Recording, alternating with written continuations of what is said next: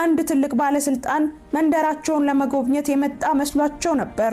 ቼንዌ ከመኪናው ወርዶ የእናትና የአባቱን መጎሳቆል ሲያይ ልቡ በሐዘን ተረታ።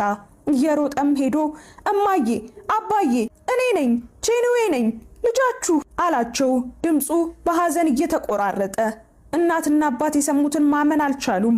ለአፍታ ዓለም የቆመች እስኪመስል ድረስ ደንዝዘው ቀሩ። የእናቱ እጆች እየተንቀጠቀጡ የልጃቸውን ፊት ዳሰሱ። ልጃችን ሞቷል ብለን ተስፋ ቆርጠን በሐዘን ሊኖር ነው ብለው በከፍተኛ ድምፅ እየጮሁ ተጠመጠሙበት። ያ የዓመታት የናፍቆት እንባ እንደ ጎርፍ ፈሰሰ። የሰፈሩ ሰው ሁሉ ተሰብስቦ ይህንን በህይወት የመኖር ተአምር በግርምት ይመለከት ነበር። አባቱ በደስታና በለቅሶ መሃል ሆነው ልጄ ለምን እንዲህ ያደረክ? የት ነው የነበርከው? እንዴት ተረፍክ? አሉት። ቼንዌ እንባውን እየጠረገ ያለፈበትን የመከራና የጥንካሬ መንገድ በአጭሩ ነገራቸው። በመቀጠልም ወይዘሮ ኢፊዮማን እጇን ይዞ ወደ ወላጆቹ አቀረባት። እጅን ሴት ተዋወቋት፣ ሁለተኛ እናቴ ናት፣ የጨለማውን ህይወቴን ያበራች ሴት ናት ሲል አስተዋወቃቸው። ለመንደሩ ሰው ሁሉ የሚበቃ የእርዳታ እህል በማደል የደስታቸው ተካፋይ ያደረጋቸው። ወይዘሮ ኢፊዮማ ሁሉንም ነገር በደንብ አድርጋ አቅዳና ተዘጋጅታበት ነበር።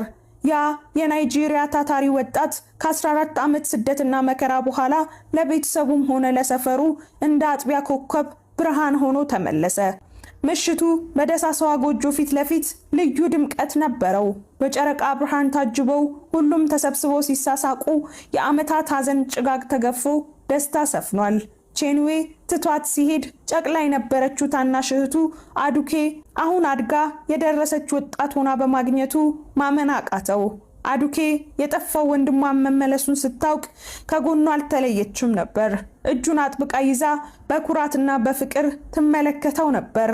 ቼንዌም የእህቱን ራስ እየደባበሰ አዱኬ ትልቅ ሴት ሆነሻል እያለ በናፍቆት ይመለከታታል። በዚያች ምሽት በጎጆዋ ዙሪያ የሚሰማው ሳቅና ጨዋታ ለሰፈርተኛ ሁሉ ተስፋን የሚሰጥ ነበር። ወይዘሮ ኢፊዮማ የቤተሰቡን ዳግም መገናኘት በደስታ ስትመለከት አመሸች። በማግስቱ ጧት ወይዘሮ ኢፊዮማ ወደ ከተማ ተመለሰች። ቼንዌ ግን ከወላጆቹና ከእህቱ ጋር ሊያሳልፈው የፈለገው ገና ያልጠገበው ብዙ ናፍቆት ነበረው። ቼንዌ ለተከታታይ ቀናት በመንደሩ ቆይቶ ለወላጆቹ የሚያስፈልጋቸውን ሁሉ አሟልቶ በልበ ሙሉነትና በታላቅ ኩራት ወደ ስራው ተመለሰ። ያ የ14 ዓመት ጉዞ በድልና በደስታ ተቋጨ። ውድ ተመልካቾቻችን ታሪኩን እንዴት አገኛችሁ?